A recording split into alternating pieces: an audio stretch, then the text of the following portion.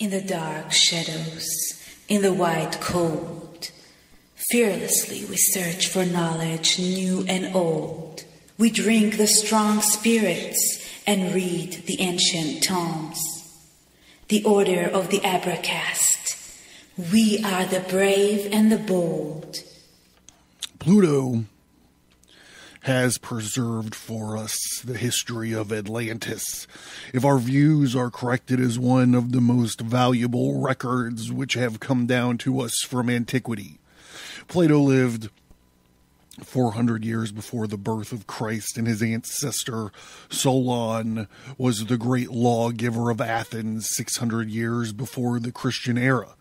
Solon visited Egypt, Plutarch says, and Solon attempted in verse a large description, or rather a fabulous account, of the Atlantic island, which he had learned from the wise men of Sais, and which particularly concerned the Athenians, but by reason of his age, not want of leisure, he was apprehensive the work would be done too much for him, and therefore did not go through with it.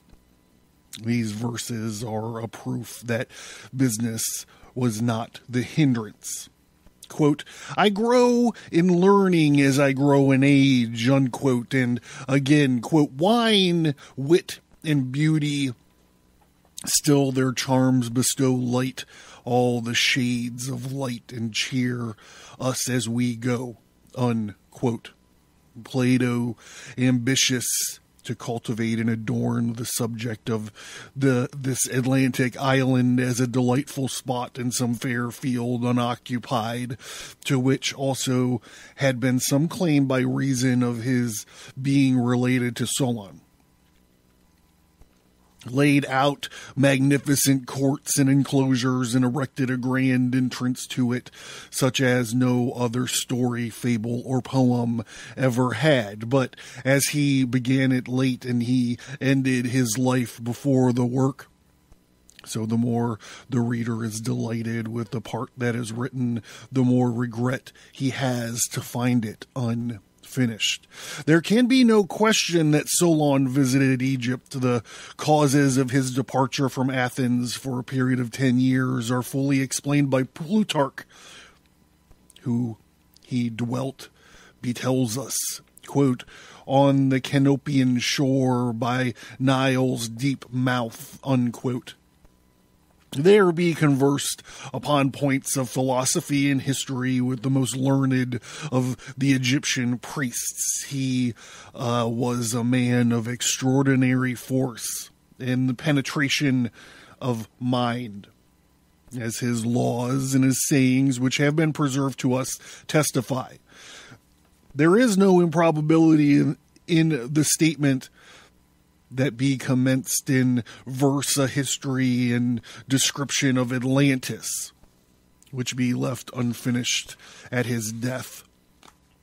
And it requires no great stretch of the imagination to believe that this manuscript reached the hands of his successors in descent. Plato, a scholar, thinker, and historian like himself, one of the profoundest minds in the ancient world. The Egyptian priest had said to Solon, you have no antiquity of history and no history of antiquity. And Solon doubtlessly realized fully the vast importance of a record which carried human history back not only thousands of years before the era of Greek civilization, but many thousands of years before even the establishment of the kingdom of Egypt. And he was anxious to preserve for his half-civilized countrymen and his inestimable records of the past. This is, of course, Atlantis, the Antediluvian World by Ignatius Donnelly, 1882. Chapter 2, Plato's History of Atlantis. The Abracast, occult, history, conspiracy, and violence. Your body is your temple, so let's make sure you got a badass t-shirt on it. variety of cool occult-themed t-shirts, and other merch like stickers, wall art, mugs, and more. Visit the storefront on Advertise.com.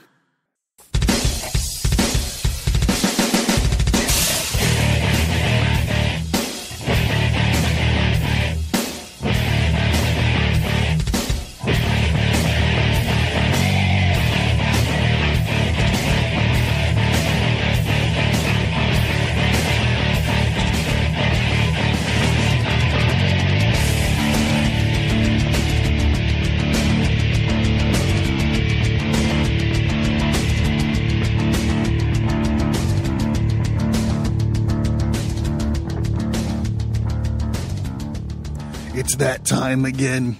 The party is over. The fire is low.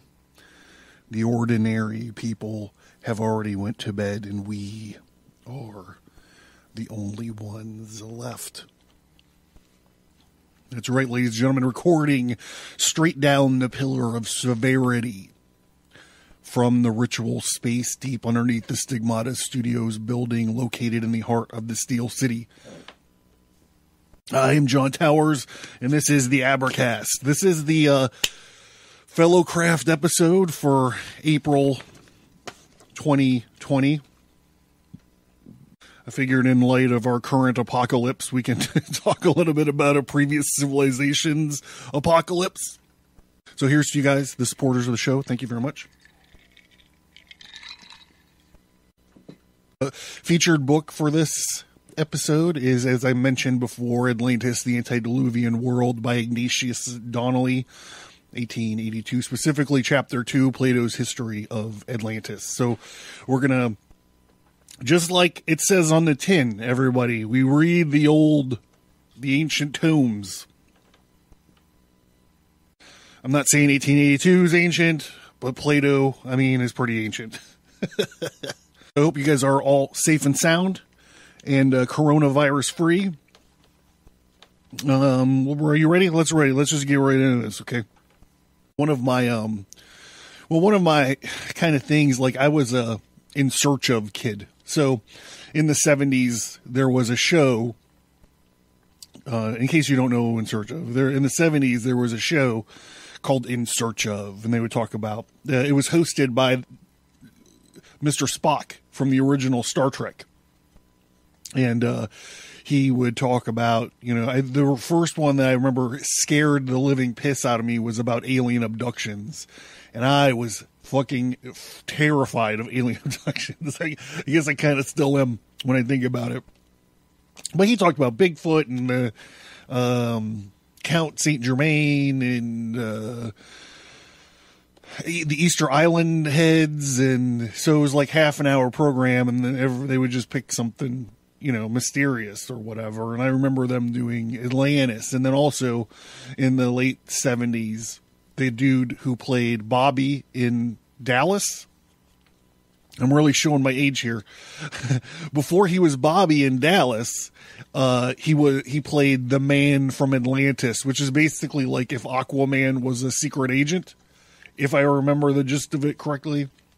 And for his underwater swimming scenes, they would put these prosthetics on to where he had webbed fingers. And I thought that was the fucking coolest thing.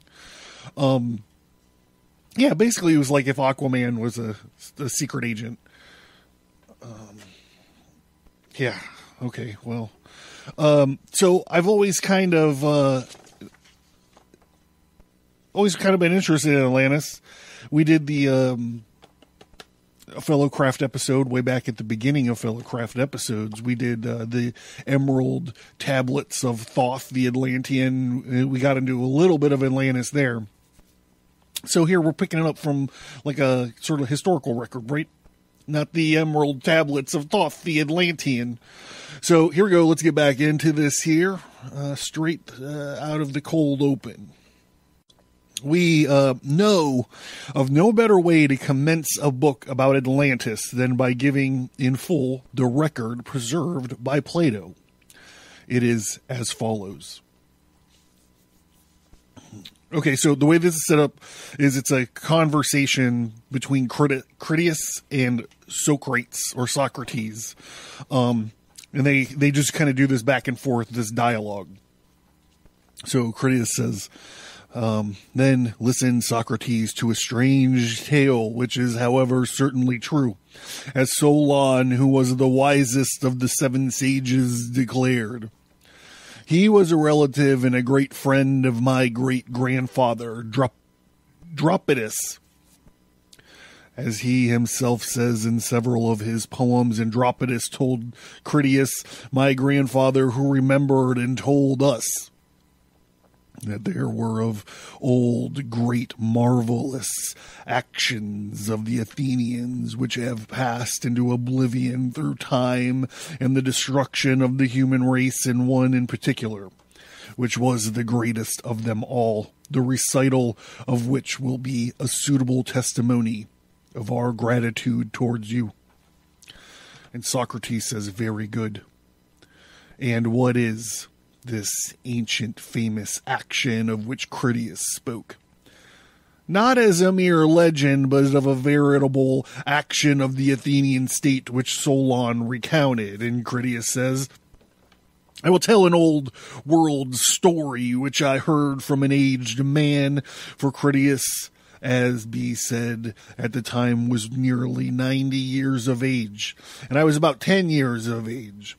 Now the day was that day of the apateria, which is called the registration of youth, at which, according to our custom, our parents gave prizes for recitations, and the poems of several poets were recited by us boys, and many of us sung the poems of Solon, which were new at the time in each of our tribe, either because this was his real opinion or because he thought that he would please. Critias said that in his judgment Solon was not only the wisest of men, but the noblest of the poets. The old man, I will remember, brightened up at this, and he said, smiling, yes, Amiander, if Solon had only, like the other poets, made poetry the business of his life, and he had completed the tale which he brought with him from Egypt, he had not been compelled by any reason of the factions of the troubles which he found stirring in this country. When he came home to attend to other matters, in my opinion, he would have been as famous as Homer, or Hesiod, or any poet. And what was that poem about, Critias? Said the person who addressed him. It was about the greatest action which the Athenians ever did, and which ought to have been the most famous, but which, through the lapse of time and the destruction of the actors, has not come down to us. Tell us, said the other, the whole story, and how, and from whom Solon had heard this veritable tradition. So we already kind of have this ancient game of telephone that's about to happen, right? It's like going from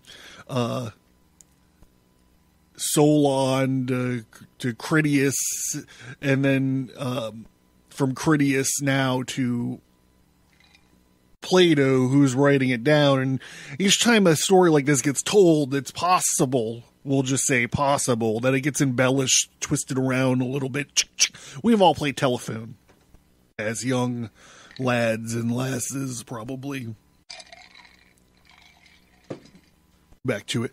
He replied, at the head of the Egyptian delta, where the river Nile divides, there is a certain district, which is called the district of Sais. And the great city of the district is also called Sais. And, in my game of telephone that I just ran out, it should have started with these Egyptian high priests. So there, that goes in position A. They're the ones initially telling this story.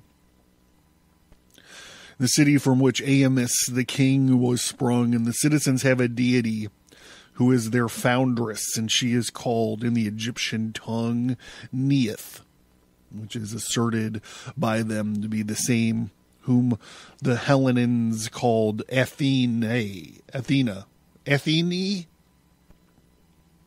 Now the citizens of this city were great lovers of the Athenians, and say that they were in some way related to them. Thither came Solon, who was received by them with great honor. And we asked the priests who were the most skillful in such matters about antiquity, and made the discovery that neither he nor any other Hellene knew anything worth mentioning about the times of old. On one occasion, he was drawing them on to speak of antiquity, and he began to tell the most ancient things in our part of the world about, I'm so sorry for these pronunciations, bros and ladies, Phoroneus, who was called the first, and about Niobe, who was after the deluge, to tell the lives of Deucalion and Pyrrha. And he traced the genealogy of their descendants, and he attempted to reckon how many years old were the events of which he was speaking, and to give the dates thereupon. One of the priests, who was of very great age, said, "O Solon, Solon, you Hellenes, but are children, and there is never an old man who is an Hellene." Solon, bearing this, said, "What the fuck do you mean?" And the guy said, "I mean to say," he replied, "that in mind you are all young. There is no old opinion handed down among you by the ancient traditions, nor any science which is hoary with age. And I will tell you the reason of this. There have been, and there will be again, many destructions of mankind arising out of many causes. There is a story which even you have preserved at once upon a time in Phaethalion, the son of Helios, having yoked the steeds to his father's chariot because he was not able to drive them in the path of his father, and burn up all that was upon the earth, and was himself destroyed by a thunderbolt. Now, this has form of a myth, but really signifies the declination of the bodies moving around the earth in the heavens, the great conflagration of things upon the earth recurring at long intervals of time. And when this happens, those who live upon the mountains and in dry and lofty places are more liable to destruction than those who dwell by the rivers or by the seashore. And from this calamity, the Nile, who is our never-failing Savior, saved and delivered us. When, on the other hand, the gods purged the earth with a deluge of water, among you herdsmen and shepherd on the mountains are the survivors, whereas those of you who live in cities are carried by the rivers into the sea. But in this country, neither at that time nor any other does the water come from above on the fields, having always the tendency to come from below.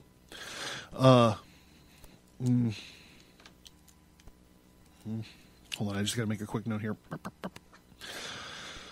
For which the reason the things preserved here are said to be the oldest. The fact is, wherever the extremity of winter frost or summer sun does not prevent the human race is always increasing at times, and other times diminishing in numbers. So this specifically makes me think of, what was it? The book Enoch. I think it was the book of Enoch. But there's this idea, maybe it's a Masonic thing. There's this idea, well, yeah, for sure, that leading up to the flood, or after the flood, to make sure that catastrophe like this doesn't waylays to all science and knowledge and information, they carved two of these pillars. And the one pillar was made out of stone in case of a fire.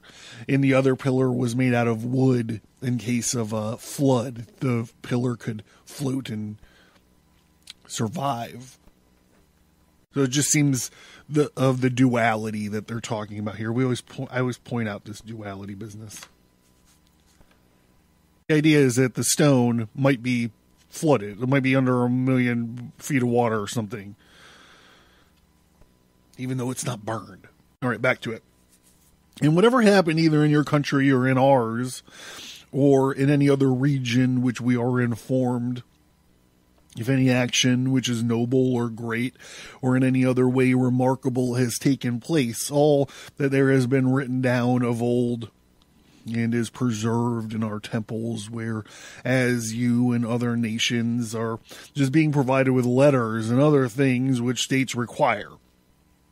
And then, at this usual period, the stream from the heavens descended like a pestilence and leaves only those of you who are destitute of the letters and the education.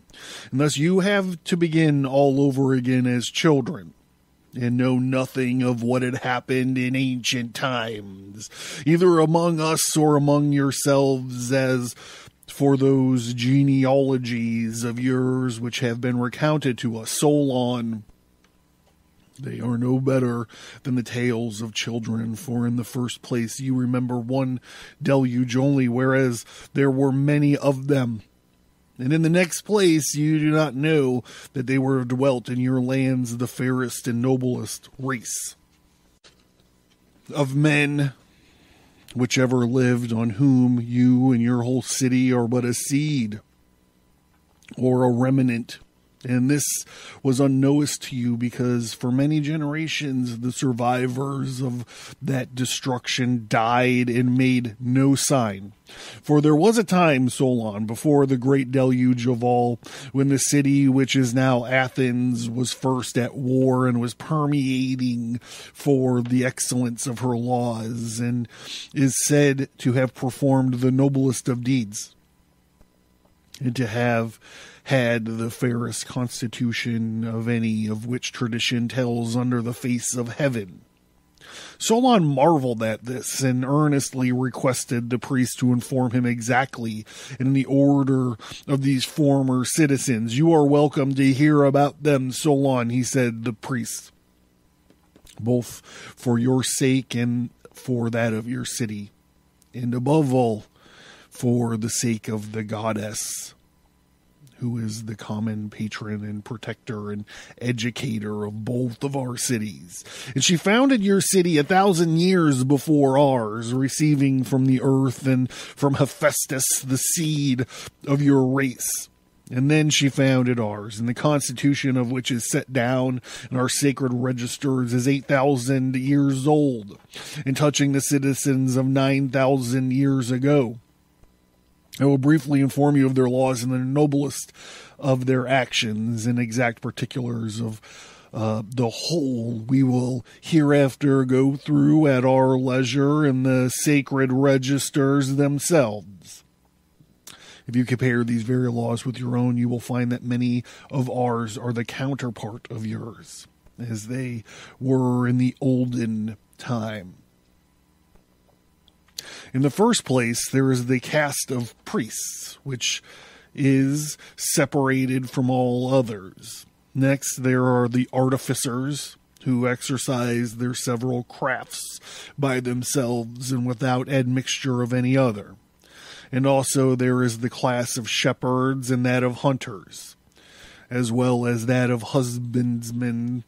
You will observe, too, that the warriors in Egypt are separated from all the other classes and are commanded by the law only to engage in war. Moreover, the weapons with which are equipped are the shields and the spears, and this the goddess taught first among you, and then in the Asiatic countries, and we were among the Asiatics first adopted. Then, as to wisdom, do you observe what care the law took from the very first, searching out and comprehending the whole order of things down to the prophecy and medicine? And out of these divine elements, drawing out what was needful for human life and adding every sort of knowledge which was connected with them. All this order and arrangement in the goddess first imparted to you when establishing your city. And she chose the spot of earth in which you were born because she saw that you were that the happy temperament of the season in the land would produce the wisest of men. Wherefore the goddess, who was a lover of both of war and wisdom, selected the first of all, settled that spot which was most likely to produce men likest herself. This idea, I love it. This idea that the environment that you're in leads you. This reminds me, I talk about it constantly. I know you guys are like, fucking all right already. This reminds me of Dune. There's this line, the Fremen in Dune, they say, Arrakis, God created Arrakis to test the faithful. And there's this idea that these Fremen were hard asses because they came from a very hard and difficult to live in environment. Their willpower and their discipline were fostered on the fucking sun-blasted deserts of Arrakis, fighting for every scrabble of water they could find, every drop of water they could find. And ironically, when Lucas ripped off Dune, he seemed to have missed that point, which is interesting to me. Because he kept the desert planet, but he changed the conditions of it, made it more into a farm for like the Wizard of Oz kind of ripoff thing. But ironically, this is one of the things that Abrams latched on to. He was like, well, if whatever her name is, she was tough because she learned how to scavenge on this desert planet. So it's funny, Lucas missed it. There's so much hodgepodge in this this bad reboot business. He probably didn't even catch it. He probably was just like, well, it's got to be a desert planet. Everybody knows it's got to be a desert planet. Oh.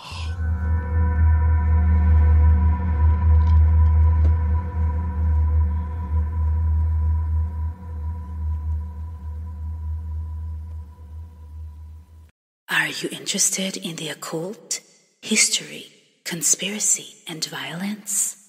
Learn more at Advertise.com. Find more episodes on this topic. Sign up for the mailing list for bonus content. Get access to the show archive. And visit the storefront for tarot cards, merch, and books. Learn more at Advertise.com.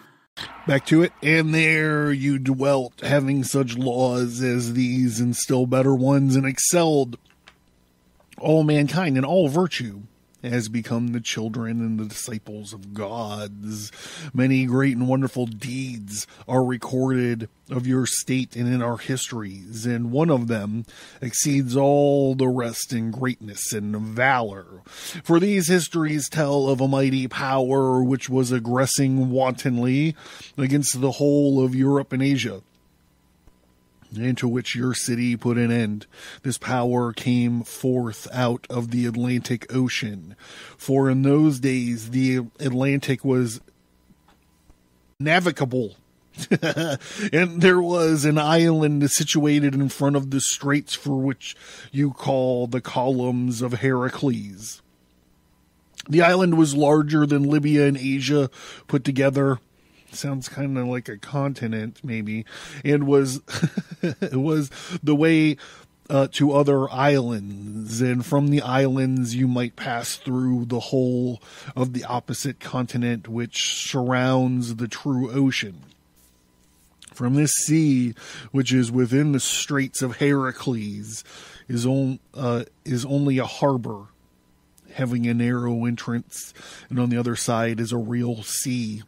The surrounding land may be most truly called a continent. Now is the island of Atlantis. there was a great and wonderful empire which had rule over the whole island and several others, as well as over parts of the continent.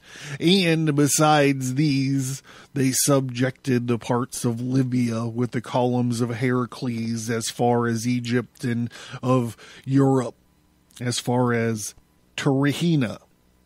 The vast power thus gathered into one endeavored to subdue at one blow our country and yours, and the whole of the land which was within the straits, and then Solon, your country, shone forth in the excellence of her virtue and strength among all mankind, for she was the first in courage and military skill, and was the leader of the Hellenes, Greeks. And when the rest fell off from her, being compelled to stand alone and having undergone a very extremity of danger, she defeated and triumphed over the invaders and preserved from slavery those who were not yet subjected, and freely liberated all others who dwelt within the limits of Heracles. But afterwards, there occurred violent earthquakes and floods, and in a single day and night of rain, all your warlike men in a body sunk into the earth, and the island of Atlantis in like manner disappeared and was sunk beneath the sea. That is the reason why the sea in those parts are impassable and impenetrable, because there is such a quantity of shallow mud in the way, and this was caused by the subsidence of the island. This was found in Plato's Dialogue 2:617, Tiamus. So I feel like this is a detail that kind of gets swept over. Like, the Atlanteans were actually these kind of invaders, and the Athenians stood against this invasion and beat them in battle. And only after that is when the little island nation, or the big island nation, the city-state of Atlantis sunk into the ocean. I'm not sure I remember ever hearing about them being invaders. Usually, especially with like Edward Casey and this kind of stuff, they were very enlightened, and they had crystals and stuff that had powers. I've never heard this idea of them being like these warlike invaders, or even that they actually held nations, like they were occupying other ideas or other areas. So that's interesting. Maybe I just don't know. I mean, I don't talk about this kind of stuff very often. Sorry.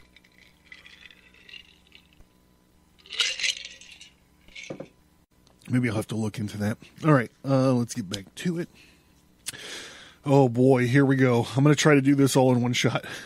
But in the addition to the gods whom you had mentioned, I would specifically evoke Menomensian, for all the important part of what I have to tell is dependent on her favor. And if I can recollect and recite enough of what was said by the priests and brought hither to Solon, I doubt not that I shall satisfy the requirements of this theater. And to the task, then I will at once address myself. Let me begin by observing, first of all, that 9,000 was the sum of years which had elapsed since the war which is said to have taken place between all those who dwelt outside the pillars of Heracles and those who dwelt within them. This war I am now to describe of the combatants on the one side of the city of Athens was reported to have been the ruler, and to have directed the contest. The combatants on the other side were led by the kings of the island of Atlantis, which, as I was saying, once had an extent greater than that of Libya and Asia. So it's important. I always try to bring this up in this these old books and stuff, when they say Asia, they're talking about the Middle East. They're not talking about what we would think about as Asia. So that's why he's explaining Libya, which is in northern Africa. And when afterwards sunk by an earthquake became an impassable barrier of mud to the voyagers sailing from hence to the ocean, and the progress of the history will unfold in various tribes of barbarians and Greeks which then existed as they successfully appear on the scene. But I must begin by describing first of all the Athenians, as they were in that day, and their enemies who fought with them, and I shall have to tell of the power and the form of the government of both of them. So let us give precedence to Athens. Many great deluges have taken place during the 9,000 years. For this is the number of years which have elapsed since the time of which I am speaking, and in all the ages, the changes of things, there has never been any settlement of the earth flowing down from the mountains, as in other places, which is worth speaking of. It has always been carried around in a circle, and it disappeared in the depths below. And the consequence is that if comparison of what then was, there are remaining in small islets only bones of wasted bodies, as they may be called. All the richer and softer parts of the soil having fallen away, and a mere skeleton of the country being left. And next, if I have not forgotten what I heard when I was a child, I will impart to you the character and the origin of their adversaries. For friends should not keep their stories to themselves, but have them in common. Yet before proceeding further in the narrative, I ought to warn you that you must not be surprised if you should hear or bear Hellenic names given to foreigners. I will tell you the reason of this Solon, who was intending to use the tale for his poem, made an investigation into the meaning of the names and found that early Egyptians, in writing them down, had translated them into their own language, and recovered the meanings of several names, and retranslated them and copied them out again in our language. My great-grandfather, Dropadius, I got a Dropadius, bro, had the original writing, which is still in my possession and carefully studied by me when I was a child. Therefore, if you bear names such as are used in this country, you must not be surprised, for I have told you the reason of them.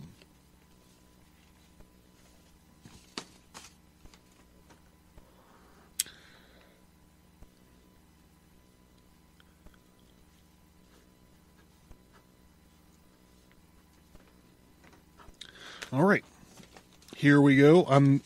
This is a little bit shorter than I thought it was going to be. However, I didn't want to get partially into this Atlantis, this detailed Atlantis stuff, and then have to cut it way short. So this is just an organic spot to shut it down. So this has been like kind of like a prologue to the Atlantean, to this Atlantis myth from Plato. So thank you guys for your support. I appreciate it. I hope you're all being safe and sound, and I hope you all have enough toilet paper and ramen noodles and pasta and all this to eat to get you through this. And I'm John. This has been the Abercast, and again, thank you. This is to you. Thank you guys very much.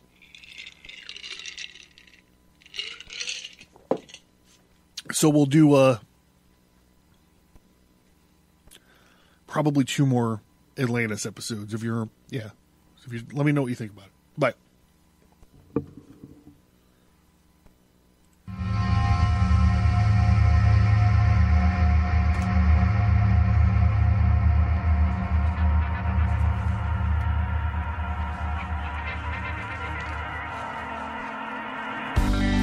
Thank you for listening to this episode. Send an email or visit us on social media to let us know what you think about this topic. And please remember to leave a 5-star rate and review.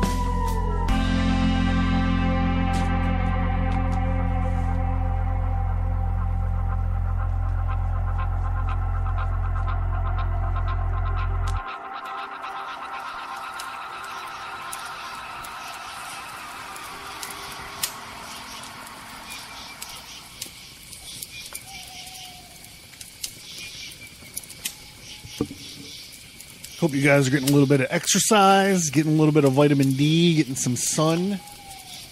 That's what we all need to do. I'm worried, very worried about everybody's mental health. Very concerned that I'm going to run out of booze pretty soon. The liquor stores here in Pennsylvania has been closed for about 3 weeks now. And I'm starting to look at my supply chain, and I'm worried about it a little bit. If where you are still has an open liquor store and you're willing to FedEx some stuff to your boy, let me know. I would be down for that. Seriously though, I hope everybody's doing great. And we'll talk to you next month. Thank you for listening, and we hope that you enjoyed the show.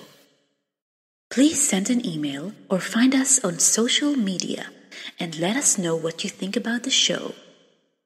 We would appreciate it if you would give us a 5-star rate and review wherever you find your favorite podcasts. You can find Stigmata Studios, graphic, novels, and comic books at Advertise.com.